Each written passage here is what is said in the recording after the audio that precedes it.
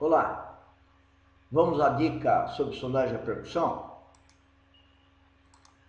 Bom, a primeira coisa é que a sondagem a percussão faz parte do ciclo de qualidade ou de produção da engenharia geotécnica, a coleta de dados sobre o terreno, sobre o solo, né?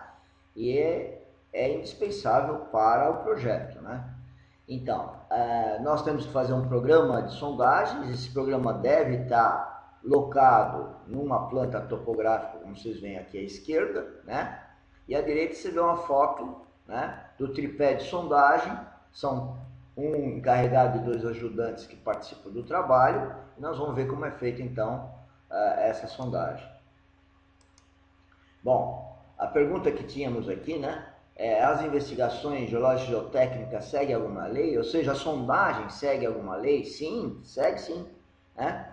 Elas são indispensáveis tecnicamente, como eu já havia dito, e o Código do Consumidor, né, ele garante a obrigatoriedade dela, ele obriga, né, a atender às normas da ABNT, e, portanto, ela é uma norma da ABNT, não só de como faz a sondagem, mas quantas sondagens devem ser programadas para a edificação, né? Então, por favor, avisem seus clientes, né? E os senhores, como colegas aí, engenheiros, entendam dessa obrigatoriedade, porque caso tenha algum problema de júdice, né?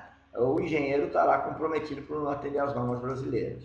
Está aí a norma de sondagens, né? O que é importante destacar aqui que em março de 2011 houve uma reunião aqui em São Paulo, vieram colegas do Brasil todo para discutir a precariedade da norma, não é da norma, mas do uso da norma. Ou seja, está se fazendo coisas que não condiz com a norma. Eu quero também lembrar que nessas sondagens a percussão nós podemos fazer coletas de amostra. Nós vamos mostrar aqui a sequência, né, de como faz uma sondagem de percussão. Então eu posso tirar amostras deformadas pelo trado, que é o primeiro processo, é o processo de escavação e avanço da sondagem.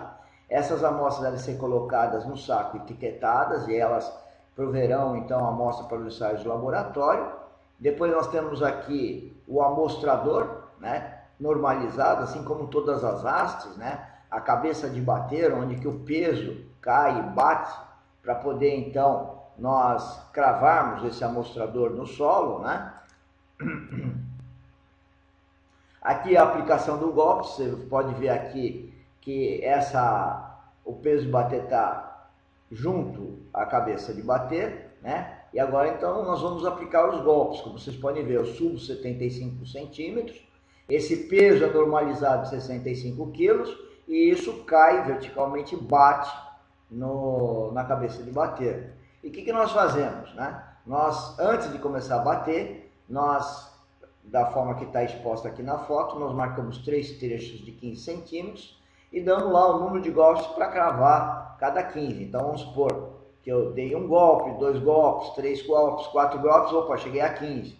Então eu anoto lá o número de golpes. Então eu começo de novo a numerar, 1 golpe, 2 golpes, 3 golpes, 4 golpes, 5 golpes, opa, paro e anoto. Paro não, anoto, porque a sondagem não para. Aí tem outra pessoa batendo lá a cabeça de bater, o peso do martelo caindo na cabeça de bater. De novo, 1, 2, 3, 4, 5, sei lá, 10, e aí eu tenho então o amostrador que nós vimos anteriormente cravado no solo, né? E o SPT, o que é? É o número de golpes dos 30 finais, né? Desse daqui e desse aqui. Despreza-se o primeiro. Depois disso, tem o ensaio de torque. É bom dizer que o ensaio de torque não é normalizado ainda, mas está por ser, tá? Porque ele é um dado muito importante e os custos da sondagem aumentam muito pouco. Então essa é uma outra dica, fazer o ensaio de torque.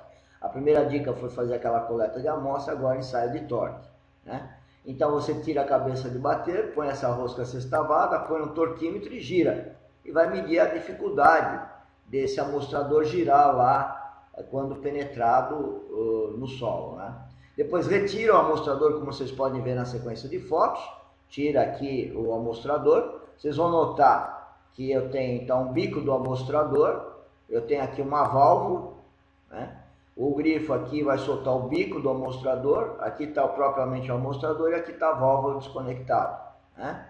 Então são três partezinhas aqui que tem o amostrador, o bico, o amostrador propriamente dito, e uma válvula que prende ele lá atrás. Agora, o que muitos não sabem é que a norma exige que o amostrador seja bipartido, tá? Então, por favor, essa é uma outra dica, né? Para vocês,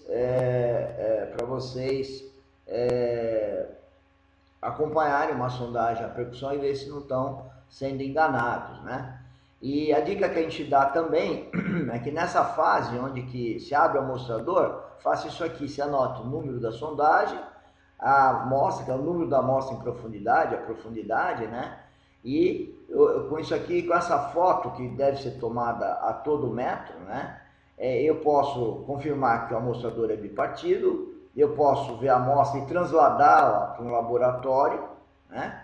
E posso também verificar se o bico do amostrador está adequado. Veja, aqui o bico ele é forma de faca e é muito importante que ele seja assim, né? Senão ele aumenta a resistência quando da cravação. Quando esse bico de amostrador é amassado, ele tem que ser descartado e tem que se colocar outro. E muitas vezes você vai chegar na obra, vai acompanhar uma sondagem e vai ver que esse bico está todo rebentado, portanto ele está trazendo dados errados da sondagem. Então essa é outras dicas aí, né? O amostrador é bipartido, isso é lei, isso é norma, mas muitas empresas não têm amostrador bipartido. O bico do amostrador tem que estar em forma de faca, como está aqui, tá? E nós podemos, e eu recomendo, que se faça, quando se julgar necessário a critério do engenheiro geotécnico, essa translação da amostra do amostrador para uma cânula de plástico e daí para o laboratório.